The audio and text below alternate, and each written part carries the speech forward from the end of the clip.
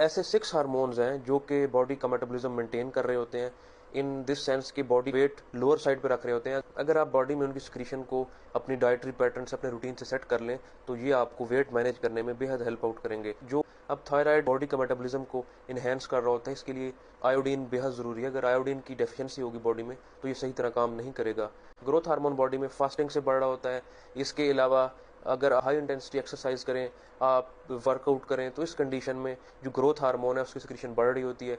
Glucagon इसके opposite काम कर रहा होता है, सेल से ग्लूकोज को मोबिलाइज करवाता है, उसको ब्लड स्ट्रीम में लाता है, उसको खून में लाता है, ताकि वो यूटिलाइज हो सके और आपकी बॉडी में से जो एक्सेसिव स्टोरेज ग्लूकोज था उसको वो निकाल सके।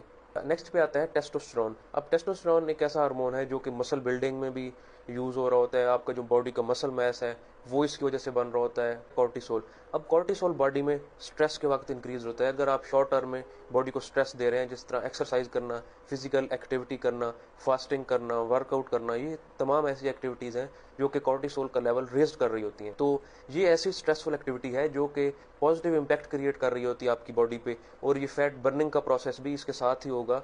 आप ऐसा करें, फास्टिंग, एक्सरसाइज, इसको रूटीन का हिस्सा बना लें, वेट गेन जैसे प्रॉब्लम से बच सकते हैं। और जो मेन फोकस है वो इंसुलिन का लेवल ब्लड में कम रखने पे है, और वो तभी पॉसिबल होगा जब आप डाइटरी रेमेडीज करेंगे, एक्सेसिव कार्ब्स वाली डाइट को कट ऑफ करेंगे, कीटो डाइट की तरफ जाएंगे या इंटरमिटेंट फास्टिंग की तरफ जाएंगे।